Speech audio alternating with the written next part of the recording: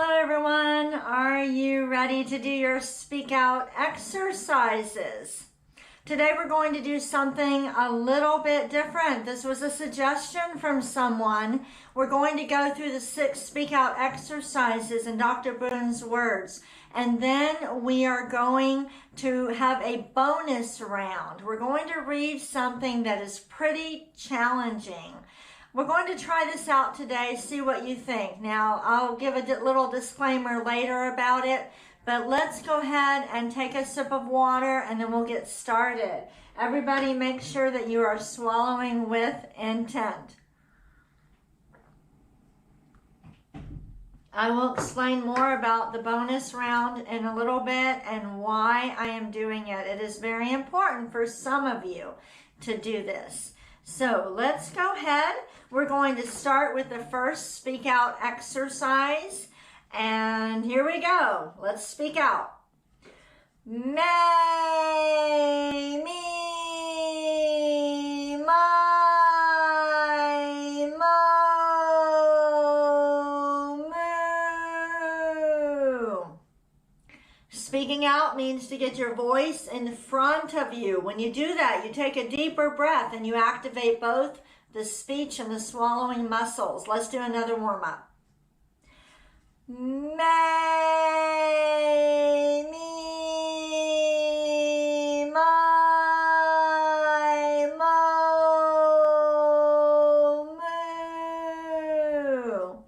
moo. Be deliberate. Let's do it again. May, me, my, mo,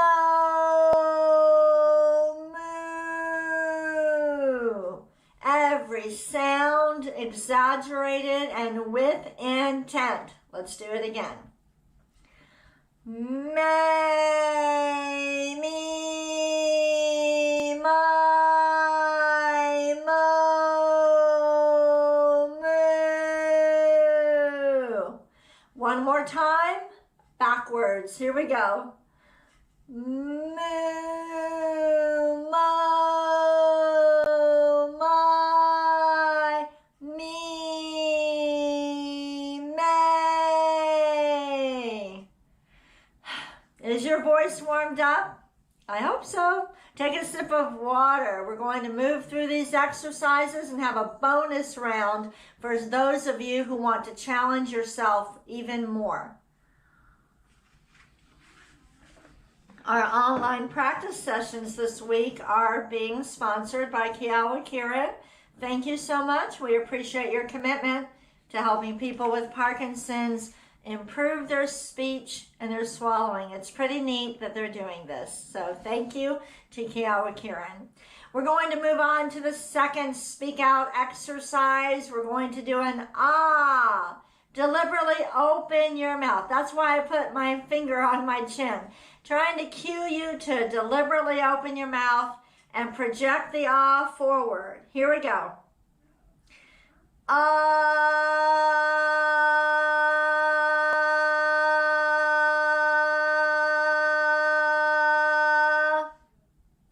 You should feel the airflow going forward. Do it again.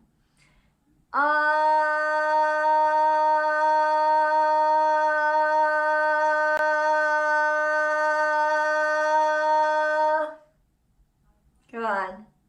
Do it again.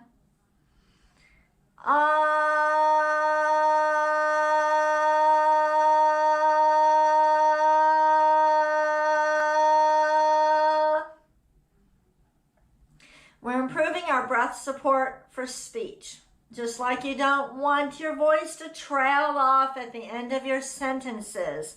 You don't want the ah to trail off. Keep it strong the whole time. Do it again. Ah.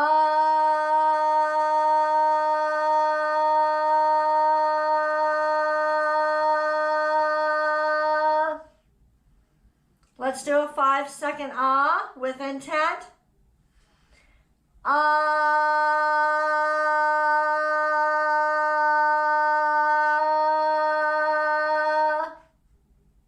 One more.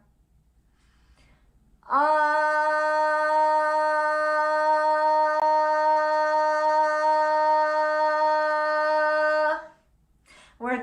on with the ahs. Let's go ahead and take a sip of water. Swallow with intent.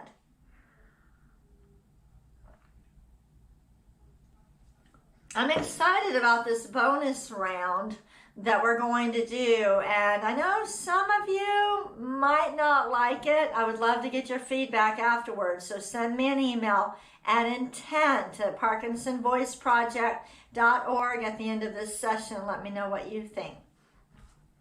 All right, next speak out exercise, the glide. Project the ah forward and then slowly glide up. Here we go.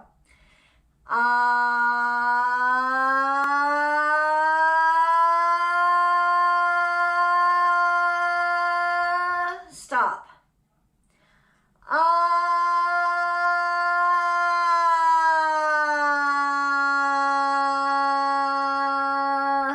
Keep your mouth open the whole time. Don't let the sound fade away at the end of your glide. Keep it strong the whole time. Let's do it again.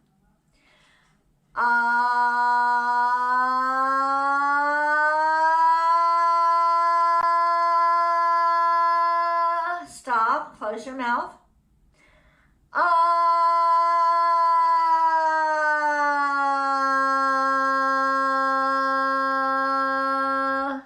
Good. Let's do it again.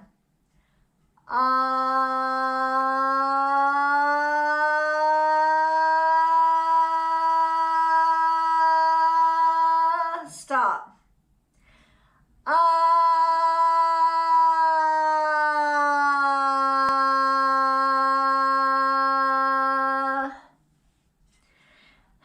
This is not easy. I know it's not. This might be the most important exercise for you to do for your swallowing, though. Let's do it again with intent.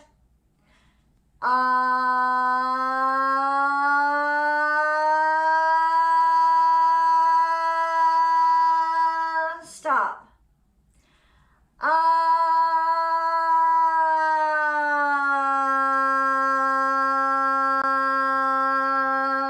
Good. One more.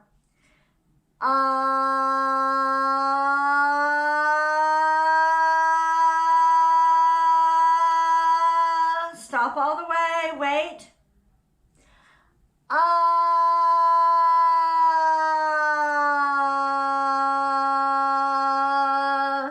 Good. We're done with the glides. We've done the warm-ups, the ahs, and the glides. Now we're moving on to the counting. Let's take a sip of water.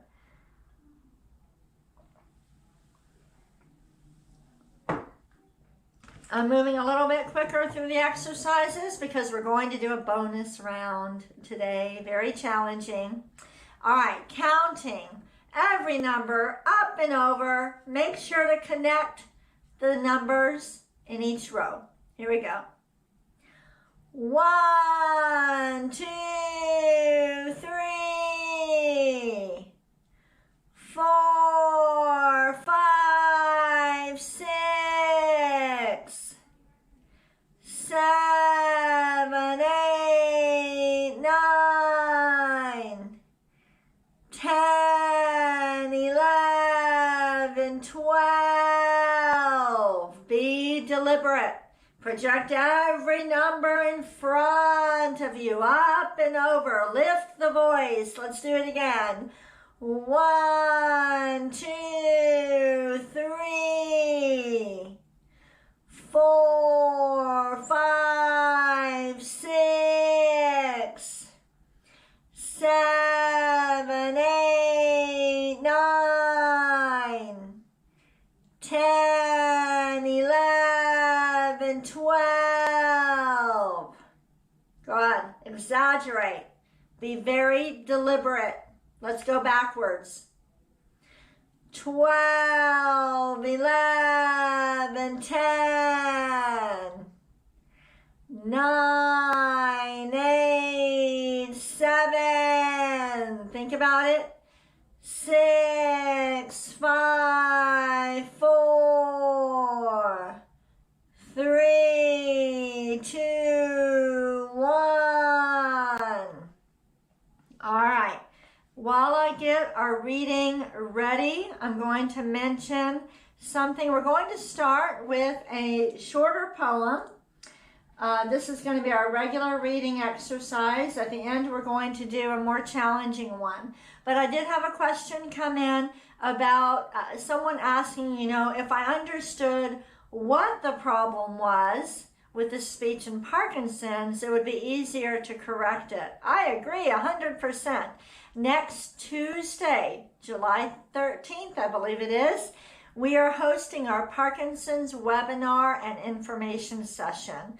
I conduct this session monthly to help you and your family members understand what's happening with Parkinson's and also understand why intent, why it works, and why it is probably the most important tool in your Parkinson's toolbox, the most important tool in managing Parkinson's. Please, if you have not registered for the webinar, I would like for you to attend. I will explain in that webinar why you're having trouble with your speech.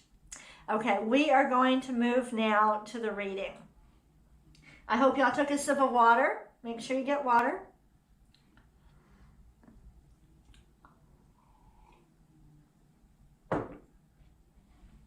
This week we're talking about facial expressions, and I found a couple poems by John, I don't know if you say the name Mcleod.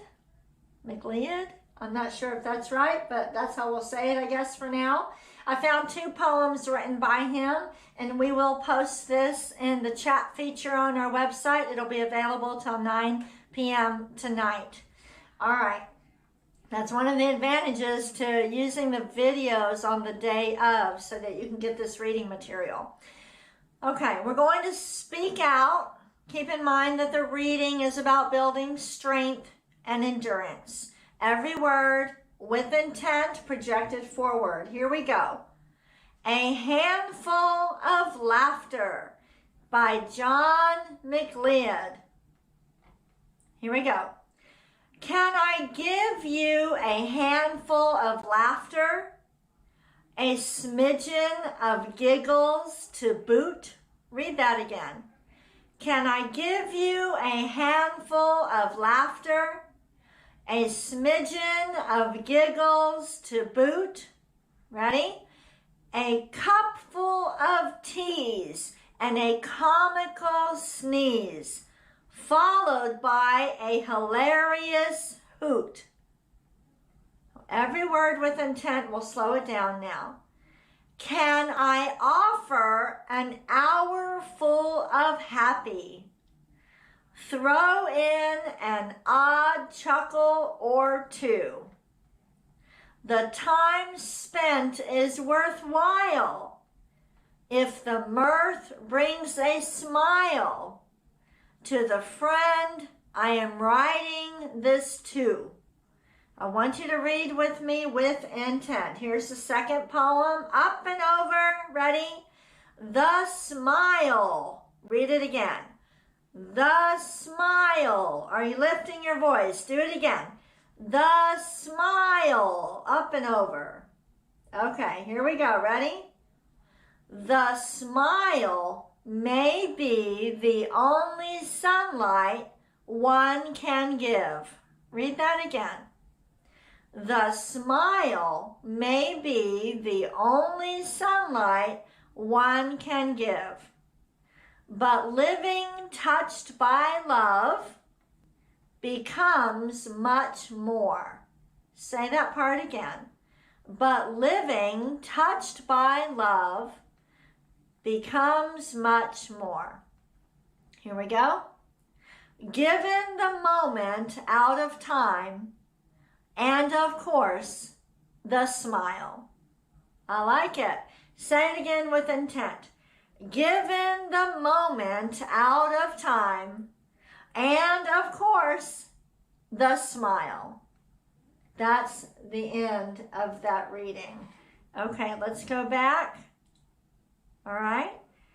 We're talking about facial expression and how you really need to be intentional and using your best voice and having good facial expression. But let me tell you, when you speak out, when you use intent, your facial expression is better. So if you're speaking out, you shouldn't have to worry about your facial expression. Just focus on speaking out like you're presenting to 4 or 5 people. You should always feel like that in conversation. That will get your best voice and you will have better facial expression. For our cognitive, here we go. I'm going to show you a picture. Here we go.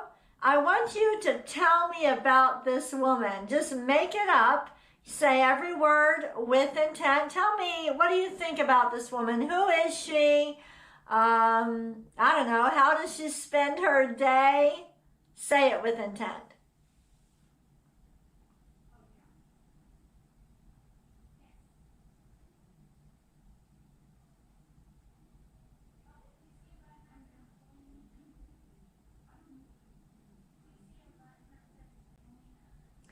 She looks pretty happy to me. I think she's retired. She must be retired. Okay, how about this one? Tell me about this little girl. Think about it. Say every word with intent.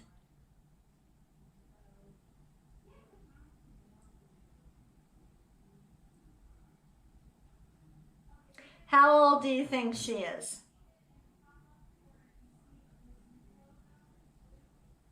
How do you think she spends her day? Say it with intent.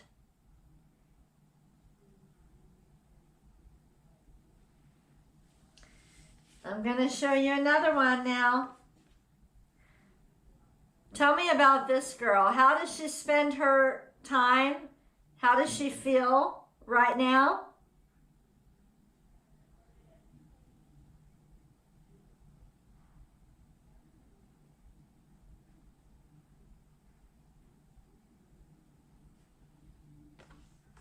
Are you speaking with intent? We're practicing speaking in conversation, using your best voice. You don't have a script in front of you when you talk in conversation, so you've got to practice it. How about this young man? What do you think about him? Who is he? What's his name? How does he spend his day?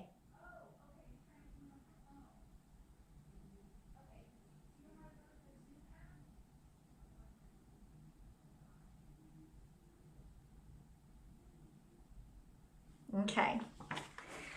All right. What we're going to do is we're going to do Dr. Boone's words right now.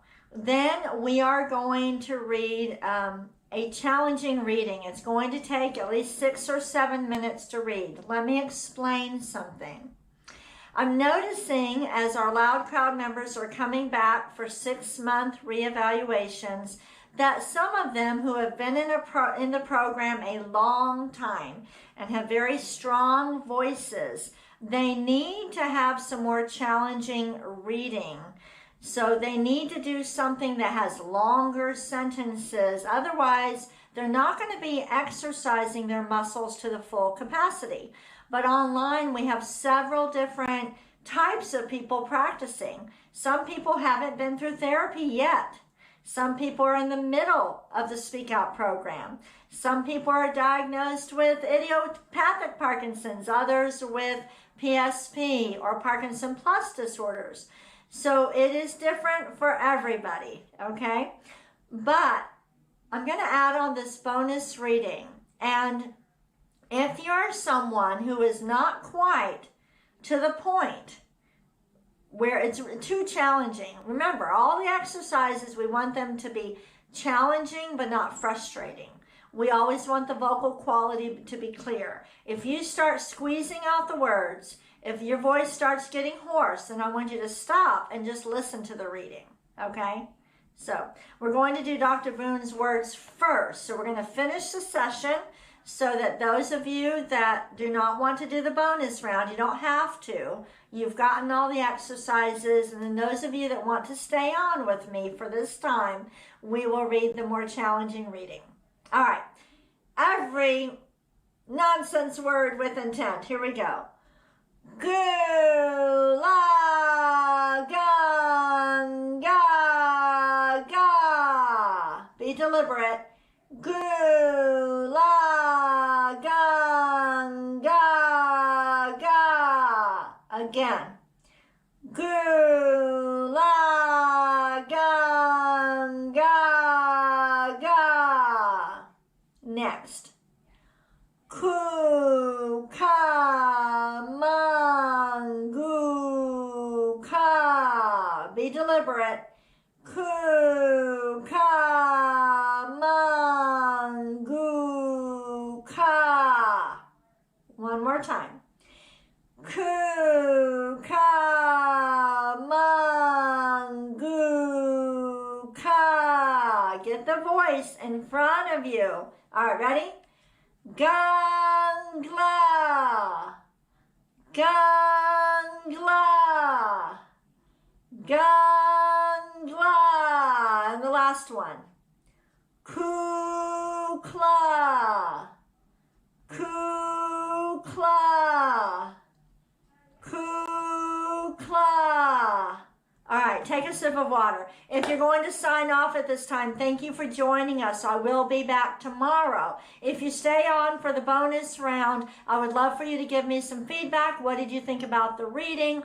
The font size is going to be a little bit smaller than we usually do. And also let me know if you liked it and how often you might want us to do something like this. All right, I'm going to share the screen. Give me just a moment to pull this up. And what I'm going to tell you, you will notice that I made some of the first words in red. Unfortunately, I ran out of time. I wasn't able to make it all the way through the poem with that. But if you would like to try to do this with us, but reading these longer sentences is that's not quite the level you're at yet. I would like for you just to read the first 2 or 3 words, the ones in red, and then you stop and you just listen. And then the rest of you, if you want to read with me, just make sure your voice doesn't get hoarse and you don't push yourself. This is a long poem. You probably remember maybe memorizing it in 5th grade. And we're not going to repeat. We're going to read all the way through, but I will cue you to speak out. Here we go. Ready? Paul Revere's Ride by Henry Wadsworth Longfellow, 1863. Read with me, not too quickly, but speaking out over a crowd. Here we go. Listen, my children, and you shall hear of the midnight ride of Paul Revere on the 18th of April in 75. Hardly a man is now alive who remembers that famous day and year. I want you to work hard. Here we go. He said to his friend, if the British march by land or sea from the town tonight, hang a lantern aloft in the belfry arch of the North Church Tower as a signal light. 1 if by land and 2 if by sea, and I on the opposite shore will be, ready to ride and spread the alarm through every Middlesex village and farm, for the country folk to be up and to arm.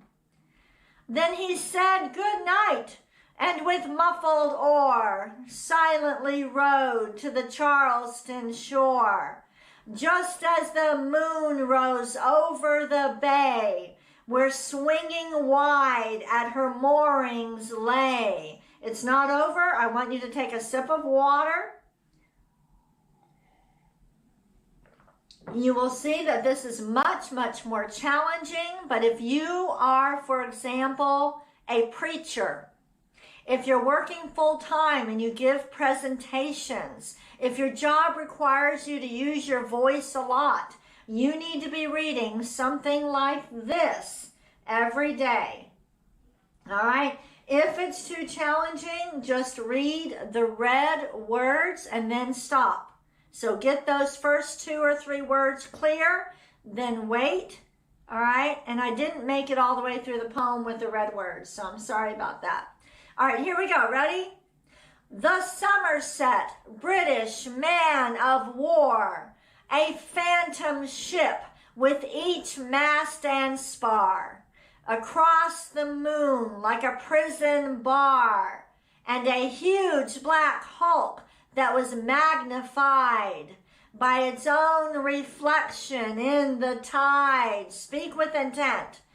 Meanwhile, his friend through alley and street wanders and watches with eager ears, till in the silence around him he hears the muster of men at the barrack door, the sound of arms and the tramp of feet. Move the mouth, exaggerate. And the measured tread of the grenadiers marching down to their boats on the shore. Every word with intent. Keep going. Then he climbed the tower of the old North Church by the wooden stairs with stealthy tread to the belfry chamber overhead and startled the pigeons from their perch. Keep it up.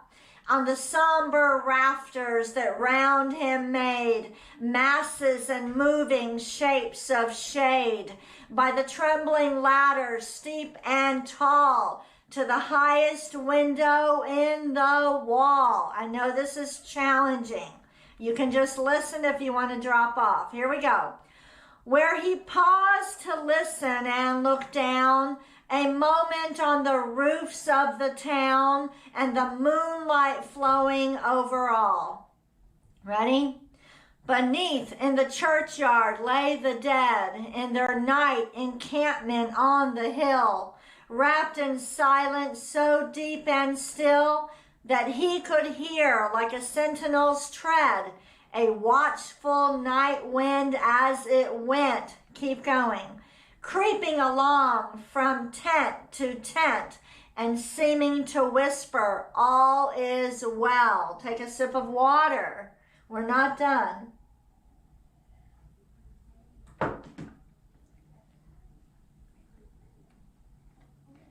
Ready? Here we go. A moment only he feels the spell of the place and the hour and the secret dread of the lonely belfry and the dead, for suddenly all his thoughts are bent, exaggerate everybody, on a shadowy something far away, where the river widens to meet the bay, a line of black that bends and floats on the rising tide like a bridge of boats. Meanwhile, impatient to mount and ride, booted and spurred with a heavy stride. On the opposite shore walked Paul Revere. Now he patted his horse's side. Keep going. Now he gazed at the landscape far and near, then impetuous stamped the earth and turned and tightened his saddle girth. But mostly he watched with eager search the belfry tower of the old North Church. Don't stop. As it rose above the graves on the hill, lonely and spectral and somber and still, and lo, as he looks on the belfry's height, a glimmer and then a gleam of night. Don't stop, everybody. Here we go. He springs to the saddle, the bridle he turns, but lingers and gazes till full on his sight a second lamp in the belfry burns. Exaggerate, everybody. Stretch. Ready? A hurry of hoofs in a village street, a shape in the moonlight, a bulk in the dark, and beneath, from the pebbles in passing, a spark struck out by a steed flying fearless and fleet. That was all, and yet through the gloom and the night, the fate of a nation was riding that night, and the spark struck out by that steed in his flight kindled the land into flame with its heat. He has left the village and mounted the steep. We are building strength and endurance. This is not for everyone, but for some of you, it's going to be a good challenge. Let's keep going. And beneath him, tranquil and broad and deep, is the mystic meeting the ocean tides. And under the alders that skirt its edge, now soft on the sand, now loud on the ledge, is heard the tramp of his steed as he rides. It was 12 by the village clock when he crossed the bridge into Medford town. He heard the crowing of the cock and the barking of the farmer's dog, and felt the damp of the river fog. You can tell that this is where I ran out of time to put them in red. Let me know if that red helped, if you did that part. Here we go. That rises after the sun goes down. It was 1 by the village clock when he galloped into Lexington. He saw the gilded weathercock swim in the moonlight as he passed, and the meeting house windows black and bare gaze at him with a spectral glare, as if they already stood aghast at the bloody work they would look upon. Speak out, ready? It was 2 by the village clock when he came to the bridge in Concord town. He heard the bleating of the flock and the twitter of birds among the trees, and felt the breath of the morning breeze blowing over the meadow brown, and one was safe and asleep in his bed with intent. Who at the bridge would be first to fall? Who that day would be lying dead, pierced by a British musket ball? All right, ready? Hold on, breathe. Okay, here we go. You know the rest. In the books you have read how the British regulars fired and fled, how the farmers gave them ball for ball from behind each fence and farmyard wall. Ready?